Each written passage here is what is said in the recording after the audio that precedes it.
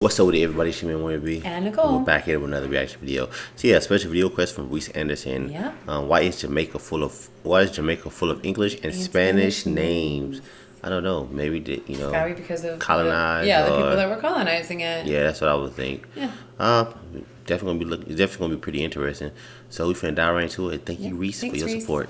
The name of Jamaica comes from the Arawakan name for the island. This Oh, original name is huh. meant to mean land of wood and water, land of springs, or even rich in springs, as Rich the in island is home to springs. incredible natural beauty. Over time, this name changed to the name we know it as today, Jamaica. Now, this is a satisfyingly Caribbean etymology for a satisfyingly Caribbean island, yet it's here the Caribbean names for the country seem to fall a lot at the wayside. If you look at a map of the towns, villages, and cities of Jamaica, you will notice that a huge amount of these settlements will have either an English or a Spanish name. Let's have a look at some of these names. Of course, we have the capital of the island, Kingston, which shares its name with the borough of London, Kingston upon Thames, which in turn gets its name from a town in Yorkshire. It's a whole thing. But beyond that, we have the three counties of Jamaica, called Cornwall, Middlesex, and Surrey. This is all bizarre to an English. Englishman like me, as Cornwall, Jamaica looks like this, You'd think and Cornwall, they'd change England it. looks like this. Jamaica even has its own West End. This West End, however, is a beach paradise and not full of musicals. Yet, also in the Cornwall County, we have the country's second biggest city of Montego Bay, and its traditional county town is called Savannah La Mar, which in Spanish means plains by the sea. I think what perhaps makes my point most clear is that in the Middlesex County of Jamaica, we literally have a town called Spanish Town, though Spanish Town is actually the name given to the town by the British. The Spanish actually called it Villa de la Vega or Santiago de la Vega. But anyway, I'm sure you guys are understanding just how odd this situation is. So why do so many settlements in this Caribbean paradise have names that originate from a country in the Mediterranean and a country that prides itself on moaning and its rain? Well, the short answer to this is empire, specifically the empires of Spain and Britain. It was the Spanish who were the first Europeans to find and settle the land,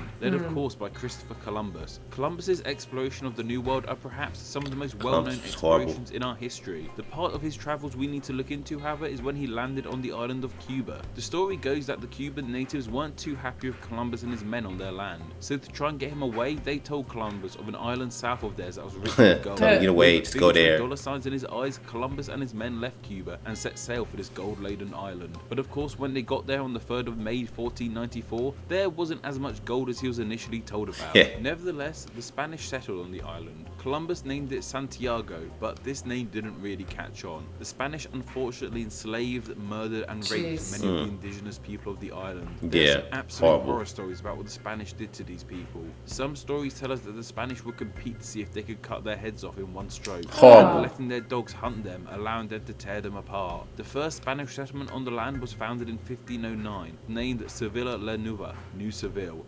referencing the city of Old Seville in Spain. However, due to being built by swampland, the settlement didn't flourish like the Spanish expected. This led the Spanish to relocate the townspeople to the south of the island, founding in 1534 the aforementioned Villa de la Vega, Spanish town today, which became the capital of the island during the Spanish regime. And of course, there were many other settlements founded by the Spanish in Jamaica. Some of these have kept their original Spanish names like Las Choleras, but some have also had their names anglicized like Caguay becoming Caguay Bay, and now Passage Fort, and Esquivel, now Old Harbour. However, with the genocide of the indigenous people and the lack of any of the wealth that Columbus was told about on the island, Jamaica was deemed useless to the Spanish, becoming not much more than a supply base for them, and a good vantage point for them to help in their conquest of the more bountiful island of Cuba. Spanish rule on the island lasted from 1509 till 1655. The British Empire was eyeing up the island. Sugar was becoming more and more popular in Europe, and they saw the flat, fertile lands of Jamaica as an excellent place to grow, harvest, and export the sugarcane. As I said, the Spanish, despite having rule of the island, didn't care too much about it, allowing it to not be as highly guarded as some of their other territories like Cuba. This led to the British easily taking control of Jamaica from the Spanish in 1655. Of course, the British needed labour to farm the sugarcane, and with the indigenous I know about the sugarcane gone. Over here it was like cotton gin. Transporting slaves from West Africa to do the work. Unfortunately, these slaves weren't treated by the British much better than how the Spanish treated the natives of the island. When they were captured in Africa, they were herded and branded like cattle and forced onto ships heading to to Jamaica, the British put bans on the slaves, not allowing them to celebrate their African culture in any way, banning their music, languages, and religion, being taught Christianity by the English in an attempt to remove their minds from their homeland. Of course, as well as being horrendous to West Africans, the British made many settlements in Jamaica, most famously the country's capital to this day, Kingston. As I said, named after Kingston here in England. Kingston was founded in 1692 in the fallout of an earthquake that devastated much of the land. From here it grew into the island's centre of trade and business like we know it today. It was later on during the British rule of the island in 1758. The three counties of Jamaica were named by the British too. These were of course Cornwall, Middlesex and Surrey. Other English names cover the island too, like the city of Falmouth, Jamaica, the Manchester parish of Jamaica and Twickenham Park in Jamaica. There was British rule in Jamaica till 1962 when on the 6th of August Jamaica became an independent nation and is still part of the Commonwealth to this day.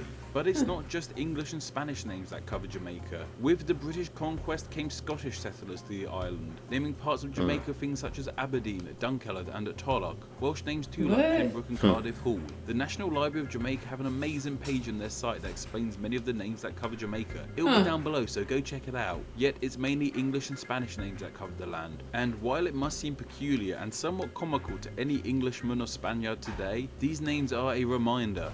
They're artifacts from a cruel and dark history that has taken place on the island of Jamaica. Yeah, you think they'll probably change the names in there, but maybe I guess they don't care at this moment. Yeah, I mean, I think sometimes it's just once there's the history of a place being that, then the people just kind of keep it, Yeah.